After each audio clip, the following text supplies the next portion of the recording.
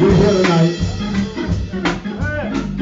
not by accident, but we're here to receive the miracles, the encouragement, the meat of the word that's going to keep us strong in the last and evil days. And we're here to defy Satan. Say that again. We're here to defy him. He said in the last days, warning of God told us in the last days they would not want to endure sound doctrine. But I come to say the devil is a liar. There is a few people like the Marines say, I need a few good men. Look at somebody say, I'm going to find a few good men and women. Praise God, amen. We just thankful tonight, praise God. I'm looking and expecting, amen, God to speak to us, amen. And, who got my daughter? She's up. Amen. Sister Bratcher, amen. I need somebody to armor bear her, because that's the way we do it in the church. Any church ain't got no love to love on one another, something wrong with the church. Amen. Put your hands together. God bless you. I don't know about y'all, but that song's been in my mind all day today. Yes, yes, yes. We can't forget what he's done. Forget, daughter. Thank you. Bless you, bless you, bless you, bless you. I want to excuse my absence last Wednesday, but I want to touch on coming out of Acts. Amen. All right. The second chapter of Acts, the 38th verse. It's a good place to start anytime. It says, when Peter said unto them, repent and be baptized, every one of you, in the name of Jesus Christ, for the remission of sins, Yes. and ye shall receive the gift of the Holy Ghost. All right, daughter. Thank you, Lord. Bless her, bless her, bless her. I looked up, I went and I looked and did some research, and I looked at Holy Ghost. All right. Holy Spirit. All right. Rather. Yes. It came out of Ephesians 1 and 13. All right. And it said, in whom ye also trust. After that ye heard the word of truth, the gospel of your salvation, is whom also after that you believe ye were sealed with that Holy Spirit of promise. Uh-huh. I kept thinking. Yes. Then I looked up the word baptism. Yeah. Uh-huh. I went to 1 Peter First Peter.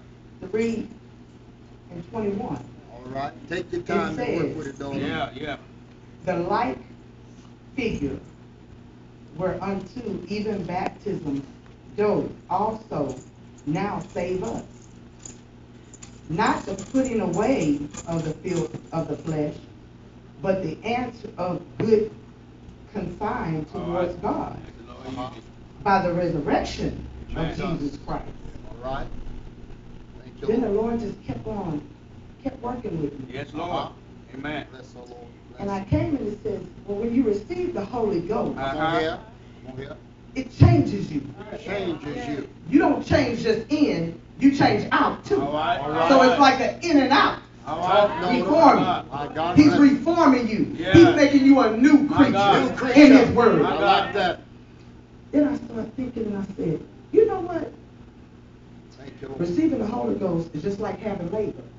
My Lord. You know how the woman goes through 9 months carrying that baby? Tell me about that. And then she births that baby. Uh-huh. But you know what? Jesus is a little different. Come on. The Lord showed me when He birthed, you looking at yourself in the mirror. It ain't Right. you the baby. Yeah. That's the one He birthed. Talk, daughter. That's the one He said, look at the mirror. Yeah. That's you. Let's go. So when He gives you that Holy Ghost, Come on here. you know you got something. Yeah. You know it. You know you're dealing with something. Come on, daughter. And you know, then He says, I kept on thinking, and I kept thinking and saying, Lord, give it to me. Yes.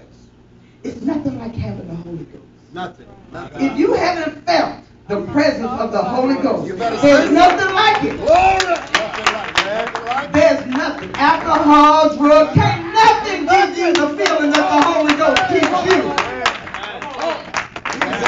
You sit back and you say, oh, I'm going to sit up here and I'm going to drink me a couple of shots and I'm going to forget all about it. But guess what? God don't forget about it. God don't forget. God don't forget about it. He may let you take them few shots that But guess what? You gotta pay. Yeah. Payday is coming. You better know. You better know it's coming, Jesus. Because he said My God. he will never leave you nor forsake forsake. you. You know, a lot of times we as Christians, you hear them say, well, you know, God just came in my life. Yeah. That's not true. Jesus. That's not true. God been with you since you came out of his womb. He been with you all along. He ain't never left you. You left him. So you can't get upset today. Because you sit up and you say, God's left me. No, he hasn't. God ain't left you. God is right here, right now. He's opening his arms up to you. He's trying to give you that Holy Ghost feeling. You got to be there to receive it. And if you're not, guess what? Yes. You still get a chance. God said he's a man of a second chance. He still give you that second chance. But does that alcohol give you the second chance? No. Does that drug give you the second chance? Does your friends give you a second chance? No slack. Say something. That you know slack. You gotta know. You gotta know him for yourself. You got to feel that Holy Ghost because it's a real thing. Yes, it is. Yes, it is. And you know, God is letting us have leaders now. My God. He put leaders in your place. Hallelujah. And it ain't accident. Thank you, Lord Jesus. That leader is there to encourage you, to keep you on the right track when you fall off. That leader ain't going to condemn you. He's going to try to keep you on that right track, on that right path. Talk, Sister Brenda. And then you know what? When he gives you all this, Ah, and you still don't give him none of your time. come on now. And you still have to think, why is God doing me like this? Why am I going through? Jesus. Didn't he say we're going to have trials and Yes, he tribulations? did. Yes, he did. Well, if you ain't had no trials and tribulations, you might well lay down and die here. My.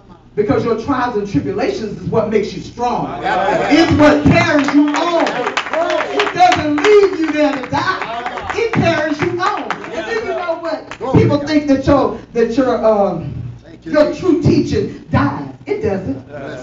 Because once it goes to one person, then it goes to another person, then another person. It's got to reach all the way through. And God is not going to let you stop that Holy Ghost feeling. You may suppress it a little bit. You may say, oh, well, I'm not going to go to church Sunday. I'm going to miss this Sunday. You know, I jumped around and shouted last week, but I'm going to miss this Sunday. But guess what? The Lord got something in store for you. He's going to make you jump more the following Sunday than you did the Sunday you was there. Because you got to repent. He said, you suffer unto me little children, I give you rest. He will give you rest. And it don't always mean in death. Everybody thinks rest means death. It doesn't mean death. Because you're going to live on and on. When you get up there, you're going to have church all day long. You're going to shout and glory and sing all day long. And trust me, if you ain't in the choir now, the Lord got a heavenly choir for you. Trust me, He's got one for you. If you don't want to sing in man choir, God's got a heavenly Father just for you. So I'm going to close that to say, Jesus. Hallelujah. and my topic just was this: My God. do the right thing Do the right thing. My God. for Christ Jesus. Hallelujah.